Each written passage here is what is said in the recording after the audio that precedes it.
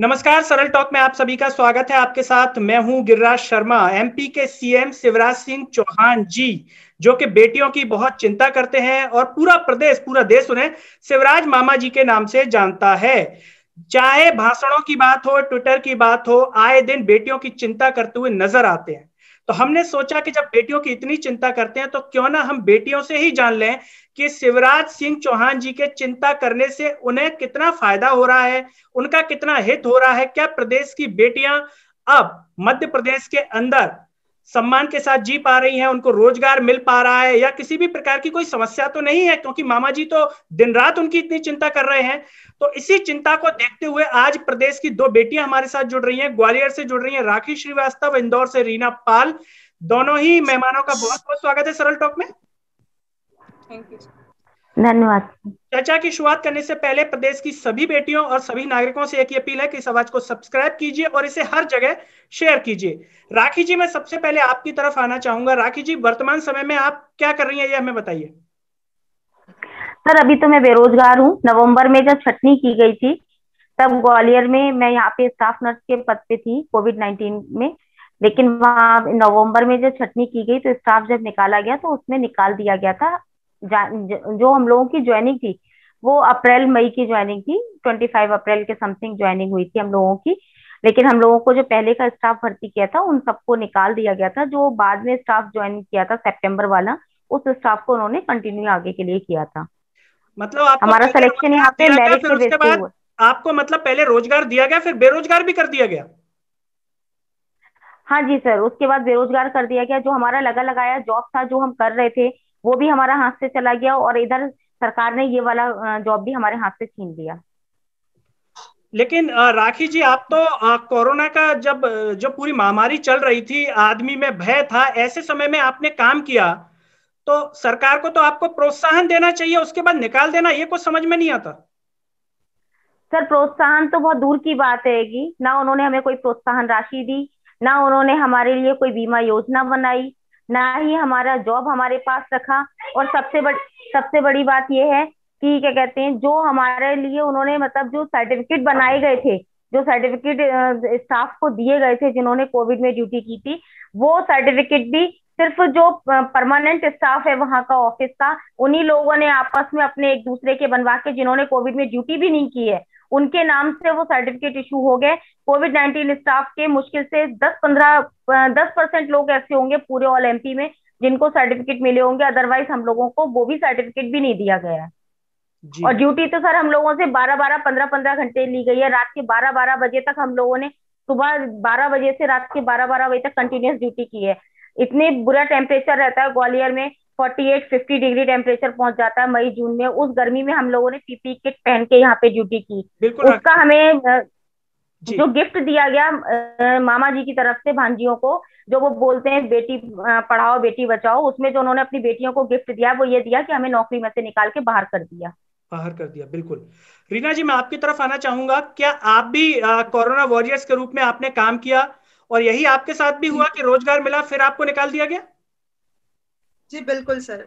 जब कोविड 24 मार्च को इंदौर में लॉकडाउन हुआ, देन 28 अप्रैल से हमारी ज्वाइनिंग हुई, 15 अप्रैल हमारा आदेश निकला।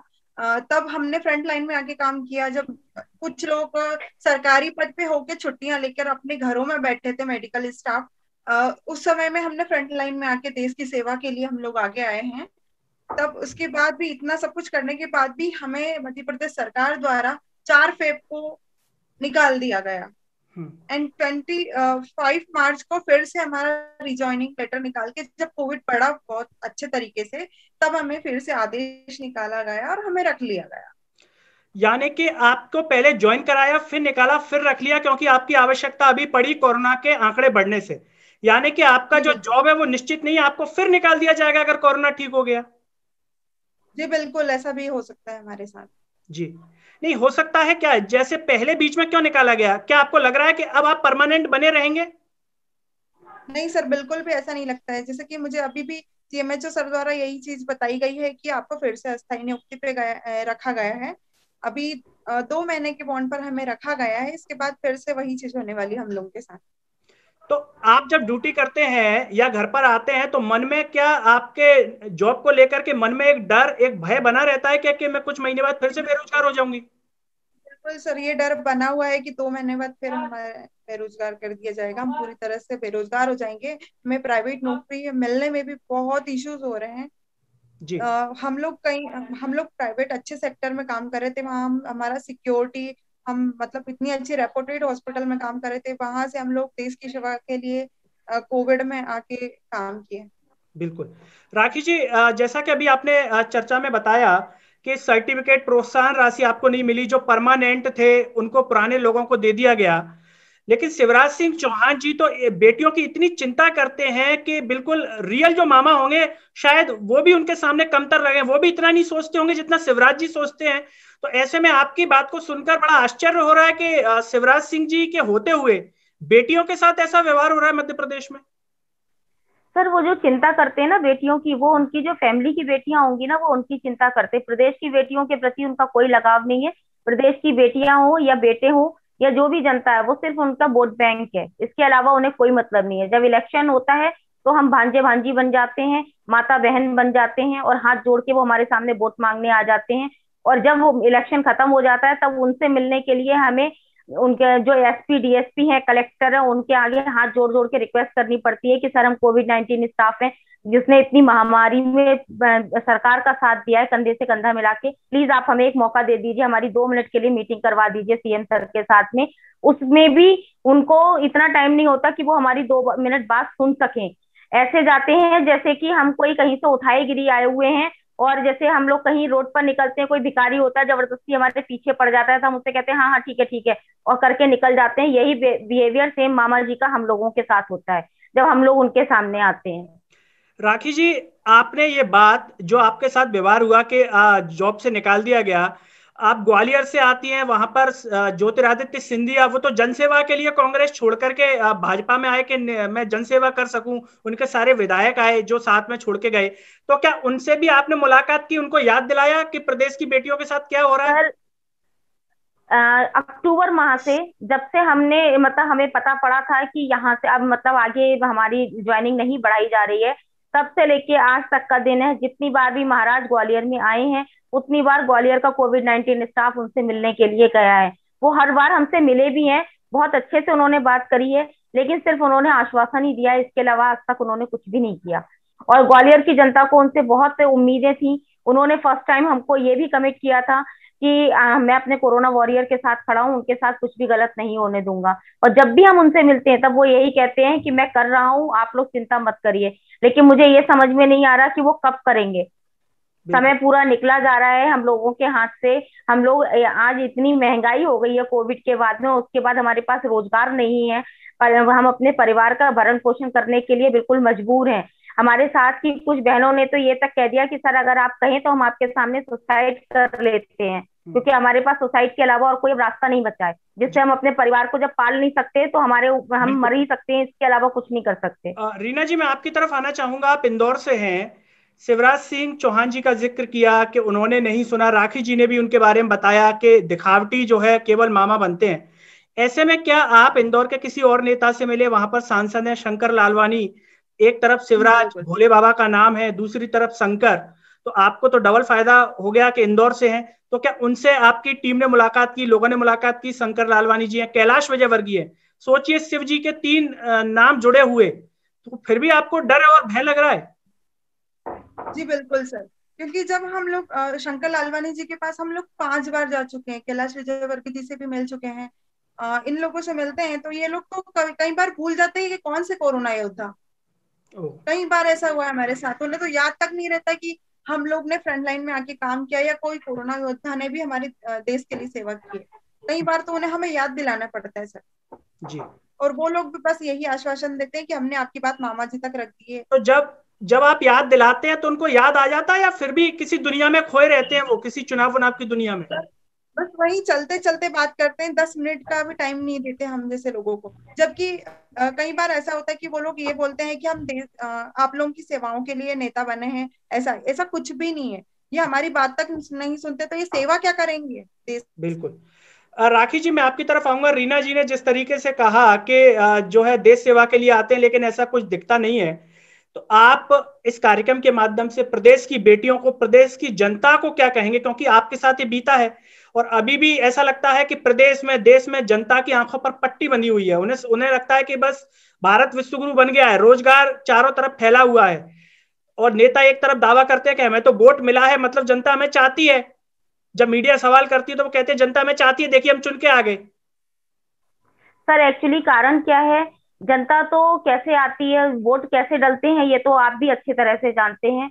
रह गई जनता की बात, तो जनता हमारे सपोर्ट में है और हमारा तो प्रदेश की जनता से सिर्फ एक ही अनुरोध है। आज जिस सीढ़ी पे हम खड़े हैं, कल इस सीढ़ी पे उनके बच्चे खड़े होंगे, परसों उनके बच्चे खड़े होंगे, और ये जो मुद्दा है ये आज भी वही है और कल भी वही होगा। अगर हमने आज यहाँ के इस प्रदेश का सीएम नहीं बदला, अगर हमने ये जो नेताओं की जो अपनी चालें हैं इनको नहीं, उनको तोड़ा, उनके उन्हीं की चाल में अगर उनको मात नहीं दी, वो ये सोचते हैं कि हम एक बार सीएम बन गए, मंत्री बन गए, अब हमारा कोई कुछ नहीं बिगाड़ सकता। लेकिन उनको पता नहीं है कि उनको हर 5 साल के बाद हमारे दरवाजे पे आना पड़ेगा भीख मांगने के लिए।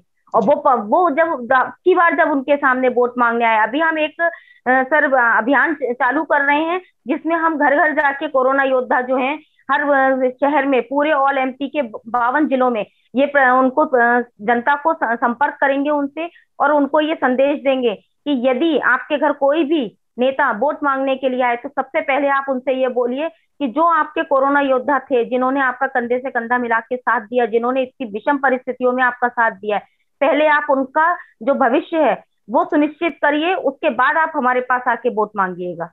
बिल्कुल।